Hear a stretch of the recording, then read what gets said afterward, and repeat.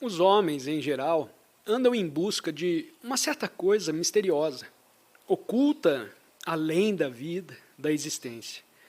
Mas para mim encontram-se grandiosos mistérios, uma extraordinária beleza nos caminhos da vida, na maneira como vivemos a nossa vida. Para a maioria de nós, viver a existência diária, o escritório e sua insípida rotina, e as insignificantes disputas de cada dia, e as ambições e as infindas tribulações da vida, é uma degradação, uma coisa fastidiosa e exaustiva. Sendo assim, tentamos, em vão, segundo me parece, ultrapassar a própria natureza de nossa existência, para encontrarmos algo que nos proporcione uma perfeita satisfação e conforto. E dessa maneira, nunca aprendemos a viver. Nunca chegamos a compreender a plena profundeza e beleza e dignidade do viver. Nessas palestras, pretende o orador não só investigar, se possível, verbal, racional, sãmente, mas também penetrar, através das palavras, em algo existente além da palavra, para descobrir o pleno significado do viver.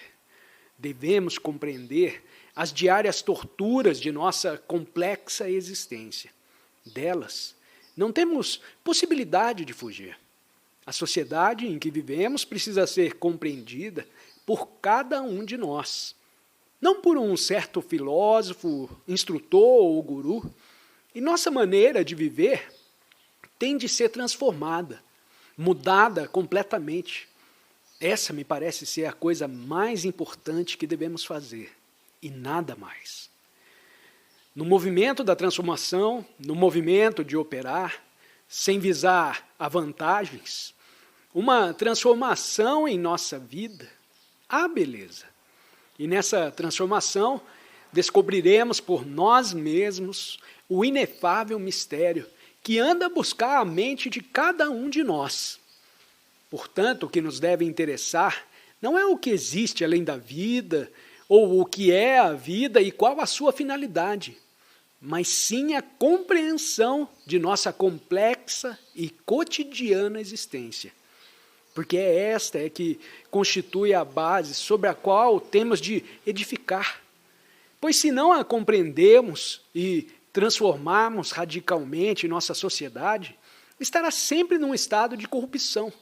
E, portanto, nos veremos num perene estado de deterioração. Nós somos a sociedade. Dela, não somos independentes. Somos o resultado do ambiente, de nossa religião, nossa educação, do clima, dos alimentos que tomamos, das nossas reações, das inúmeras e sempre repetidas atividades a que nos entregamos todos os dias. Tal é nossa vida. E a sociedade em que vivemos é parte integrante dessa vida. Sociedade são as relações entre os homens. Sociedade é cooperação. A sociedade, tal como ora existe, é o resultado da avidez, do ódio, da competição, da brutalidade e crueldade do homem. Esse, o padrão conforme o qual vivemos. E para compreendê-lo, não intelectualmente, de maneira puramente teórica, porém realmente, temos de nos pôr diretamente em contato com o fato. Ou seja, todo ente humano, vocês, é o resultado desse ambiente social, de sua pressão econômica, de seu sistema religioso, educativo e etc. Entrar em contato com uma coisa não é verbalizá-la, porém olhá-la. E essa parece ser uma das coisas mais difíceis. Entrar diretamente em contato com o fato. Ao fato que é aquela árvore, o fato, e não o que pensa a respeito da árvore. O que a seu respeito pensa não é o fato, a árvore. Te peço atenção. Para a maioria de nós, o fato é inexistente. Vivemos com ideias, vivemos com nossas lembranças, nossas experiências, e à sombra dessas experiências e lembranças, queremos observar o fato e transformá-lo. Isso é, esperamos transformá-lo e mudá-lo. Mas se ao contrário, considerarmos o fato em si, essa ação nos dará a energia necessária para transformar. Vamos aprofundar esse ponto.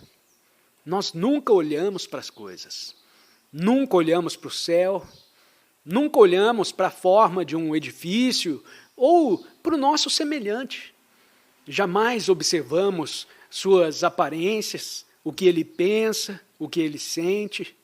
Andamos ocupados demais com as nossas próprias aflições e tribulações e tão fechados vivemos em nós mesmos, tão fechados em nossos próprios problemas, que nada mais vemos. Ora, observar significa aprender. Só com o aprender se pode operar uma transformação radical. O próprio ato de aprender é ato de transformar. Assim, olhar, observar, é a principal necessidade do homem religioso. Nada importa o que um homem pensa, o que sente ou quais sejam as suas reações. Vamos considerar mais tarde essas reações e essas crenças, essas influências ambientes que condicionam a mente e desfiguram o que observa. Não sei se já observou o pôr do sol ou a serena dignidade de uma árvore, ou os contornos de uma ave a voar. O observar exige quietude, exige da mente a capacidade de estar em silêncio, de não ficar incessantemente a tagarelar entre si. Para observar, necessita-se de um certo silêncio. E não se pode ter silêncio se a mente, no ato de observar, está a projetar suas próprias ideias, suas próprias exigências, esperanças e temores.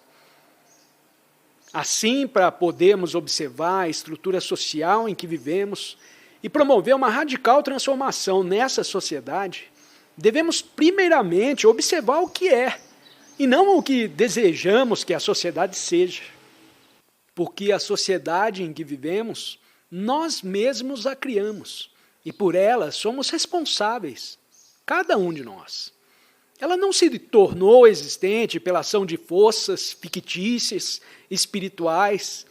Nasceu da nossa avidez, de nossa ambição, de nossos gostos, aversões e inimizades pessoais, de nossas frustrações, de nossa busca de prazer e de satisfação. Nós criamos as religiões, as crenças, os dogmas, primidos pelo medo. É nessa sociedade que estamos vivendo.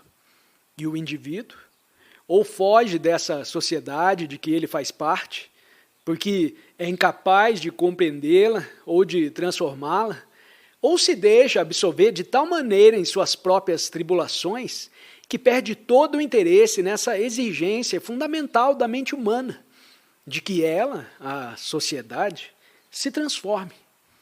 A existência, pois, são relações. A existência é um movimento de relações. E essa existência significa sociedade. E nenhuma possibilidade teremos de ultrapassar os limites de nossa mente, de nosso coração, se não compreendermos a estrutura de nosso próprio ser, ou seja, a sociedade. A sociedade não se difere de você. Você é a sociedade. A estrutura da sociedade é a sua própria estrutura. Assim, ao começar a compreender você mesmo, estará começando a compreender a sociedade em que vive. Não está em oposição à sociedade. De Sartre, ao homem religioso, interessa o descobrimento de um novo caminho da vida, uma nova maneira de viver neste mundo, a fim de promover uma transformação na sociedade em que vive, porque pela transformação de si próprio, transformará a sociedade. E a compreensão disso é muito importante.